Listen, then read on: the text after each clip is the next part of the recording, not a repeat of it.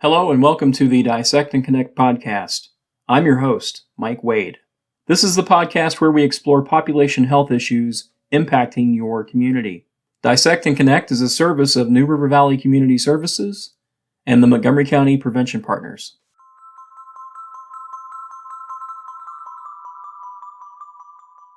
All right, gang, welcome back to the Dissect and Connect podcast. Hope you're doing well. Today's episode features a conversation with Jill Anderson and Patrick Halpern, who both work with New River Valley Community Services, the public provider of behavioral health services for residents of the New River Valley in Virginia. Jill Anderson has over 13 years of experience working in the behavioral health care field. She's a licensed professional counselor and a certified pre-admission screener. She currently serves as the Emergency and Acute Services Manager at New River Valley Community Services, overseeing emergency and urgent services. Jill graduated from Virginia Tech with her Bachelor of Science in Psychology and also has a Master of Science in Clinical Psychology from Radford University, as well as a Master of Science in Mental Health Counseling from Walden University. While Jill has a variety of experiences in providing treatment services, emergency and crisis services is where her passion falls. She's focused her career and efforts in developing relationships with internal partners and external stakeholders to help support quality client care and community safety. She's provided leadership to a growing emergency services team, collaborated with agency leadership on program expansion, and successfully implemented 24-hour mobile crisis response to the New River Valley community. Patrick Halpern is coordinator of the New River Valley Crisis Intervention Team, the nation's first rural, multi-jurisdictional adaptation of the exemplary pre-arrest diversion program for individuals experiencing behavioral health emergencies. Since 2007, Patrick has led the Commonwealth of Virginia's first CIT program and has helped lead the development and expansion of CIT programs across the Commonwealth. Patrick has served as the president of the Virginia CIT Coalition for the past 5 years. He currently serves on the Virginia Department of Behavioral Health and Developmental Services Marcus Alert Stakeholder Planning Group, which is tasked with developing a statewide framework for communities to begin implementing new response models to behavioral health emergencies. Patrick grew up in Northern Virginia, earned an undergraduate degree in geography from Radford University, and a graduate degree from Virginia Tech in Public and International Affairs. He has lived in the New River Valley region of Southwest Virginia for more than 20 years, and currently lives in Blacksburg with his wife and 2 children. So, Jill and Patrick, welcome to the Dissect and Connect podcast. Thank you. We are excited to be here. Glad to have you here. So, before we get into talking about CIT and the new crisis center, I want to first ask you both why you chose to work in the mental health field as a career choice. And Jill, I'll start with you. So that is an excellent question, and I will try to be as brief as possible in my response. When I was younger, I actually had aspirations to be a professional cheerleader, and we can all see that did not turn out as intended. But I took a psychology class in high school and just was immediately drawn to it. I thought there was just something about learning other people's stories and learning about the different disorders that was just very intriguing to me. So, of course, I got my bachelor's in psychology and then took a little bit of time off after that. And when I went back for my master's degree, I actually went back for clinical psychology and had a plan to do more of the business side of mental health, because I just couldn't imagine directly intervening with clients. Again, I was so interested in the learning piece of it and the research, but couldn't really imagine the actual face-to-face contact. Once I got out and started my first job, which was with emergency services with NRVCS, I immediately fell in love with that job and has since then become my career. Thanks, Jill. Okay, Patrick, let's hear from you. Well, I think I kind of came to this work naturally, although it was a circuitous path. My mom was a substance abuse counselor, and her mother was a psychiatrist. So I guess it is partly in my blood, but through graduate school, kind of gave me more direction in getting involved in some type of service, and I studied kind of nonprofit organizational management, and that led to research with homeless assistance providers in the Washington, D.C. area, which led to a job with a jail and prisoner reentry organization in the city of Richmond. And that is really what sparked my interest in working with justice-involved people with behavioral health issues. And I came back to the New River Valley in 2007 and joined the Mental Health Association a week before the April 16th tragedy. And that event and the experience following it really has fueled my passion around crisis intervention team programs. Well, thank you both for taking time to share that. And I've known you both for a few years now, and I've learned some new things, so I appreciate you sharing. Patrick, can you give our listeners an overview of the Crisis Intervention Team, or CIT, program? I would be happy to, yeah.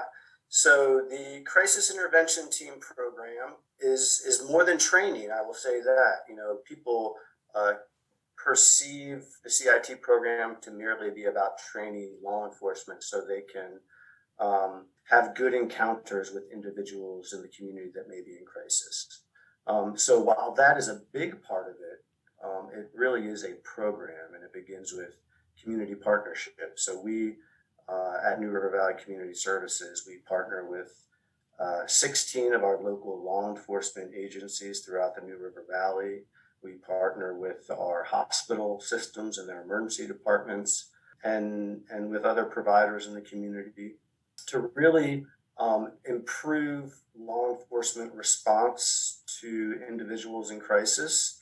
And through training, we try to give law enforcement, provide law enforcement the skills and abilities and knowledge to have successful interactions with people with mental illness, and to provide opportunities to link them with services and treatment immediately in lieu of incarceration, if that were perhaps the reason that they were called to a situation. So on the one hand, it is a community service program to enhance access to treatment and services. It also serves as a pre-arrest jail diversion program. And the piece that enables us to quickly get people into services is the piece that we refer to as infrastructure, and that is the CIT assessment site. And so this, in our community, is a non-criminal justice setting. It's we operate our facility in our Radford Center, and it is staffed by the tremendous folks at the Radford City Sheriff's Office.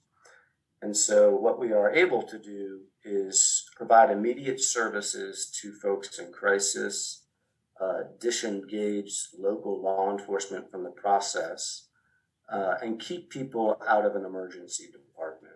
CIT assessment sites are really therapeutic settings for the assessment process.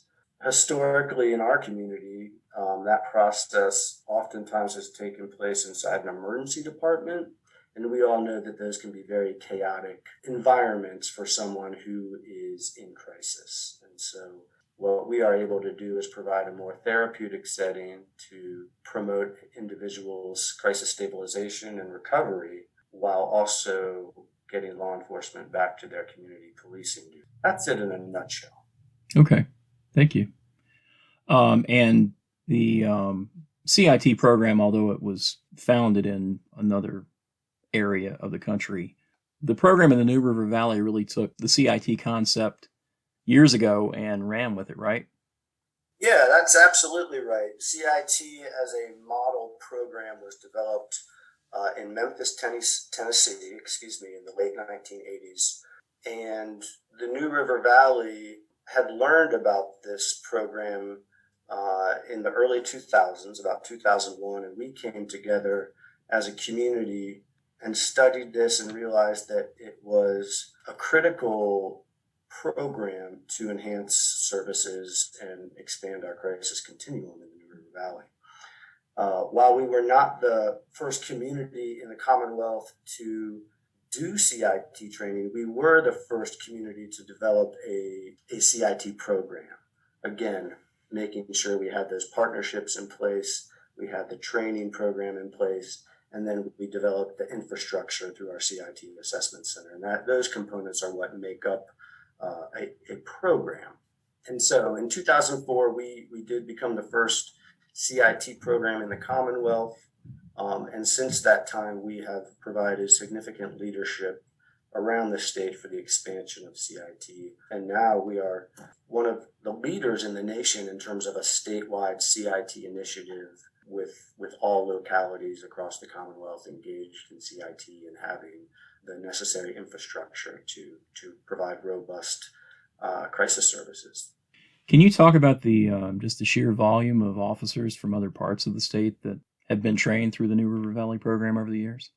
Between the period of about 2006 through 2014, while the sheer volume may not seem large, we trained probably about 250 law enforcement officers throughout the Commonwealth from other jurisdictions. And what those officers were able to do is bring CIT from the New River Valley back to their community, and they became the leaders within their localities to help develop and expand CIT. You kind of think about it as like a sourdough starter. You give a little bit to someone and that can start another loaf, and that person they gave a little bit to another. And that's really kind of how it has expanded across the Commonwealth, is individuals and communities sharing their expertise and experience to help expand this around the Commonwealth. One more question related to CIT specifically. I don't think anyone would argue that it's good for communities to have officers trained in CIT.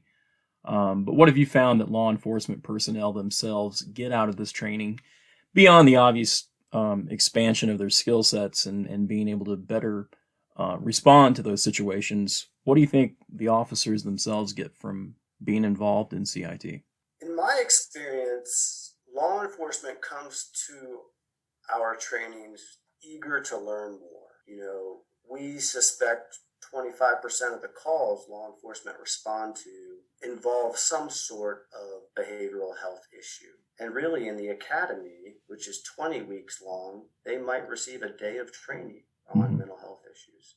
So really, obviously it is primarily about expanding their knowledge base. But I also think they learn some skills that they could apply in their personal life. Effective communication is not just important in their work. I think we all benefit from effective communication. And we also do a unit that focuses on law enforcement wellness to really help them understand not just how their profession impacts their wellness, but the resources that are available in our community as well as throughout the state, should they find themselves needing some resources, just like anyone else in the community. And I think we also help them understand how the experiences they have in our community are similar to the experiences others have throughout the Commonwealth. These are not issues that are unique to the New River Valley, but really are unique to the human experience. Jill, I'll turn to you now. Let's first talk about the scope of what is involved with emergency or crisis response services for folks who aren't familiar with those terms. Absolutely. So just to explain emergency services, or if individuals in the community have heard of Access, that would also be emergency services. So those are clinical staff that are trained as certified pre-admission screeners. And when an individual is in need of emergency services, typically a certified pre-screener is meeting with them and assessing them to look at if they meet the legal criteria for inpatient treatment. So that is emergency services in a nutshell. In terms of the clinical intervention, we will see individuals on a voluntary or an involuntary basis, and that can include, as we've discussed earlier about CIT, if law enforcement is involved. So individuals may present in front of our pre-screeners on an emergency custody order, and our pre-screeners may be looking at what different options will come from that assessment, including a temporary detention order, which would be an involuntary commitment to a psychiatric hospital. So when we talk about emergency and crisis services, I've kind of laid out the involuntary process. Our intent with New River Valley is to really look at how we can expand those services to provide other options for individuals. I think right now our state hospital system is incredibly impacted, and we really want to look more at a community-based way to provide individuals with care and treatment and really expand our crisis services. So we do have multiple options beyond just the emergency services at our agency, including mobile crisis services, New Horizons, which is our crisis stabilization unit, and of course the new crisis center that we are working on creating. As Patrick also discussed, we have our CIT assessment site. That is a less intensive, it is a less restrictive, I guess would be a better word to use, place for individuals to be assessed under the involuntary process. Can you give us an idea of how many crisis or emergency situations your staff respond to in a given week, or perhaps even over the course of a year? So I could probably speak to a yearly total. Okay. Or a monthly. We see approximately 100 to 150 individuals a month. Okay. And that is for just the pre-admission screening. So that's not, including anyone that's been seen over mobile crisis or any of our less restrictive crisis contacts. So how does the new crisis center play into all of that? So I am incredibly excited about our new crisis center. When we talk about emergency services, I think historically that was the option for an individual in crisis. So you were in crisis, you would seek the emergency room as the place to be seen. You would get in front of a pre-admission screener, and that was your crisis response. And over the years, we've worked diligently to really expand those services to provide individuals with less restrictive options. The Crisis Center is just an addition to this crisis continuum. When you look at the SAMHSA best practices, the push across the nation is to really identify ways that individuals that are in crisis can get connected rapidly to clinical staff. They can get connected to care in a way that doesn't involve law enforcement when that is appropriate, that doesn't involve being in an emergency room where they're going to get potentially unnecessary medical testing and additional costs added to their care and treatment, and again, to keep them in the community. Our crisis center is a way for someone who is experiencing that immediate crisis to be able to come in, get a rapid assessment by nursing staff, by nurse practitioners, and then immediately be connected to a clinical staff and individuals with lived experience. So when you look at how the process typically works, where someone may have, let's say, a panic attack, and they go to an emergency room, they're going to sit and wait in the waiting room for several hours before being brought back into the ER. The ER is loud. It is uncomfortable. You're in an ER bed. You will have labs drawn. You will probably wait some time before an ER physician sees you. And then you'll wait an additional hour or two before they refer you for a mental health evaluation. Our crisis center cuts that time down to 10 minutes. You walk in and you're just immediately seen.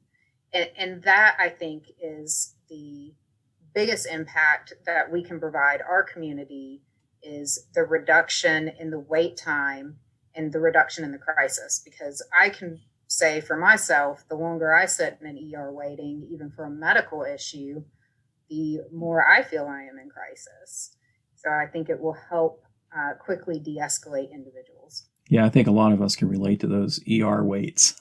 So, Patrick, with that in mind, how does that all tie back in with the CIT program? Well, with the development of the Crisis Center and the personnel that will staff it, all of these being co-located together, one of the things it helps us accomplish at the CIT assessment site is we will have the capacity to do basic and expedited medical clearance. Mm-hmm. The way the process has taken place historically and presently is that the CIT deputies, if they have someone in their custody and medical clearance is required for psychiatric hospitalization, they will have to drive them up to the medical center. So going into the emergency department to receive medical clearance. And what we are hoping to do is to drastically cut down the percentage of people that we have to take to the emergency department, and that we can do that medical clearance on site here. Presently during COVID, we're trying to keep people as out of the emergency department to the fullest extent possible. And as Jill articulated, moving forward, our crisis center kind of helps align us with the direction of crisis work nationally and the best practice. So the medical clearance capacity will be huge in that, as well as helping us develop a continuum of crisis services that are co-located. So should someone not meet hospitalization criteria when they are at the CIT assessment center, we may be able to immediately engage them in other community crisis stabilization services. So if we can walk them over to the crisis center, we could do a warm handoff and immediately engage them in maybe mobile crisis services. Maybe they have some case management needs that are unmet. And we can just link them up to our other community services immediately and begin that process of stabilization and recovery. I would assume that this process greatly benefits our law enforcement partner agencies. You both, because of your work, are in contact with police chiefs and sheriffs and deputies on a very regular basis. What's their take on all this? To say they have been asking for something like this for a number of years, that would be true. And I would say there is excitement around the possibilities that the crisis center will afford our entire community, and law enforcement is certainly a part of that. Being able to immediately engage people in services and try and help them stabilize will be helpful to everyone, including law enforcement, who often get frustrated by repeated calls for service from the same residents. And it's been a partnership with law enforcement really to get the crisis center, including the funding to help initially get it built out. They were very committed and strong partners in advocating for the funding that enabled us to build this out. So they are very invested, to my knowledge, and very pleased about the progress we're making. And another piece about that is if the model is followed correctly and we're able to implement it and truly support the direction of a crisis receiving center, then there is a lot of research out there, and other centers are able to provide data that it really does reduce the involuntary hospitalization rate, as well as the hospitalization rate in general. So that impacts law enforcement because it reduces their engagement with individuals in terms of transportation to our psychiatric facilities, which currently is pretty significant for them. They are traveling 5-6 hours. And that, of course, supports our individuals in crisis as well, since they are not removed from the community to go into an inpatient facility, but we're able to keep them here and engaged in services locally. There was a recent announcement about the launch of a new alternative transportation system for persons in crisis. Could either or perhaps both of you give our listeners a brief explanation of that system and how that might benefit local communities? Yeah, it was about 2 years ago that the General Assembly allocated money to the Virginia Department of Behavioral Health and Developmental Services to contract with G4S, which is I guess it's the largest private security company in the world, to provide alternative transportation to individuals that are given a court order to be psychiatrically hospitalized. So G4S just completed rolling this service out to all 5 regions of the Commonwealth. They use SUVs as well as sedans that have no type of marking on them, unmarked vehicles. And they train the patient support specialists in, crisis intervention and verbal de-escalation. And so this rolled out in our region last fall, and the initial goal is to be able to transport 50% of the individuals that require transportation. I'm hopeful that we will see that. Right now, I think they're across the state probably doing about 20%. So hopefully, with time and maybe some small changes, we will be able to see additional increases in utilization. Fundamentally, this is about a more recovery-oriented system of care. I can't imagine your listeners have had to ride in the back of a police vehicle. It is hard plastic. It's not a soft seat that people, as Jill indicated, will have to be sitting in for 6 hours if they're being sent, say, to Virginia Beach for their hospitalization. So it is a more recovery-oriented process that is very useful to folks going through the process, and of course law enforcement supports not having to spend their time driving across the Commonwealth. So the transportation piece is one component of this situation or process, but Jill, hospital admissions, particularly in terms of bed capacity, it continues to be a well-documented concern. I don't think there's any secret that that's a challenge, both for service providers and law enforcement. What's the solution there? That is also a very excellent question. I think one of the ways we can really intervene, again, is expanding our crisis continuum and having more of a preventative model instead of a reactionary model. Mm-hmm. So again, historically, crisis services have been reactionary in their approach to individuals, and we really want to find a way to be preventative and assist individuals before their crisis hits the point where it needs hospitalization. There will be individuals that are acute enough that at that time, hospitalization is the option. But being able to step them through different levels of crisis care is instrumental in being able to have an impact on our hospitalization bed utilization. Right now, we have seen significant impacts through COVID just in terms of hospitals having to shut down for COVID outbreaks. And that is something that is just incredibly challenging. So again, if we are able to provide a community service and support an individual in the community, that is going to be essential to protecting them from any type of exposure, but also helping provide them with a less restrictive alternative to hospitalization. Those less restrictive alternatives and community-based programs, though, obviously require funding. That is absolutely correct.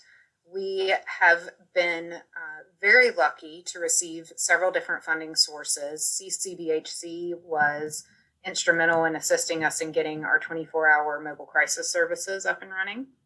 We also just received some one-time funding from the Department of Behavioral Health, and that is helping us start our staffing with the crisis center. We also seek to really try to generate revenue when possible, but I think that we would never look at a financial barrier to someone receiving services when they are experiencing crisis. So as we consider this from a broader perspective, what are your primary concerns at the moment? And I'll throw that out to either of you or both. When I think through my primary concerns, I think about the impact on the client. So the client, the consumer, the individual, that is my number one concern, and how we can challenge our system to do better for them. But I also think about the impact on our community and our stakeholders, because currently we are hearing from law enforcement that the process is an incredible challenge and burden for them. Mm-hmm. When I look at when I started this role in emergency services, not the current role I'm in, but when I started emergency services in 2007, it is dramatically different in terms of the amount of time law enforcement's engaged with an individual in crisis, how far they have to go, across the Commonwealth in terms of being psychiatrically hospitalized, and again, the amount of crisis services that are available to them. So when you're intervening or looking at being very centered around the consumer in the process, that also does look at our stakeholders and everyone else that also is impacted by the services that we provide in the community. So you noted that things are much different from where they were, 13, 14 years ago. What do you attribute that to? So I would absolutely attribute that to a few different code changes and a few incidents that our Commonwealth has seen. Most notably in 2014, we had some code changes that really impacted the length of time for the emergency custody order, as well as the state hospital becoming the hospital of last resort. And that has really impacted the way that emergency services works, the length of time that we are engaged in the service, and our challenges around getting individuals the care that they need. Are there any resources or information that you feel our listeners might find helpful if they would like to learn more about this topic? I'm not sure if Patrick wants to speak to that. I would say if you're interested in learning about the crisis continuum or best practices, there is a very extensive document out there produced by SAMHSA around best practices in crisis care. I also think that our website does provide information regarding the services that we offer, and that's also an excellent tool to research the different levels of care that are out there currently. I think Patrick can speak to the resources around CIT that are available. Yeah, if folks navigate to the New River Valley Community Services website, you can learn more about both our emergency services program and the crisis intervention team program. The Virginia CIT Coalition also has a website, and we are a coalition of the 39 CIT programs. So you can learn more about that on that website. The Department of Behavioral Health and Developmental Services also dedicates some space on their webpage to discussing CIT history and operation currently in the Commonwealth. If folks are interested in learning about the direction Virginia is moving, we are in the midst of a transition in crisis systems, and we are moving towards a model that is called Crisis Now. And folks can find lots of resources on the internet about Crisis Now. Kind of a final piece here for both of you. I was hoping you might take a moment to share some parting words of wisdom or perhaps even a call to action for our audience. I'm short on wisdom, but I would say in terms of the New River Valley community, if hearing about the crisis intervention team program is of interest to you, there are opportunities to get involved in CIT as community members. One thing we do in our training is we have individuals with lived experience come talk to the law enforcement officers that we are training. And I am always interested in meeting new people that would like to help us with our CIT initiative and helping the community. So I would say that as a call to action. All right, great. Jill? I'll reference to what I said at the very beginning. When I started emergency services, I quickly found this was my career. I fell in love with emergency services and our crisis services. And when I say that, I think it's not just the job, but it is our community. It is the way that we interact with each other. It is the relationships. I often say I can't imagine doing this exact same job in a different community or a different area, because there's something very special about the way that our community is invested in providing crisis care, invested in our consumers, is invested. So when I think about a call to action, I would agree with Patrick around anyone that has any interest in learning more, being involved. Our community at large has a very strong advocacy around this. We've ran the RAFT crisis hotline, and I don't think that we have mentioned that so far. Right. but that has been around for quite some time, and that is our entryway into our crisis services, and has been instrumental in providing empathy and support to individuals in crisis for decades. And a great volunteer opportunity. Absolutely. All right. Well, thank you both so much for your time today. Really appreciate you carving out time from your schedules to be a part of this conversation. And I've certainly learned a lot from our talk, so I'm sure our listeners will as well. Would love to have you both back on the show at some point in the future, but thanks again for your time today. Thank you. Thank you, Mike. Appreciate the opportunity. Dissect and Connect is sponsored by Teen Connections, a leadership program through Planned Parenthood South Atlantic that empowers youth with the facts about sexual health and the skills to build stronger, healthier relationships. It's free, totally virtual, and you can earn $100 when you graduate as a Teen Connections peer educator in your community. Join a Teen Connections program from home today. For more information, be sure to check out the show notes from today's episode.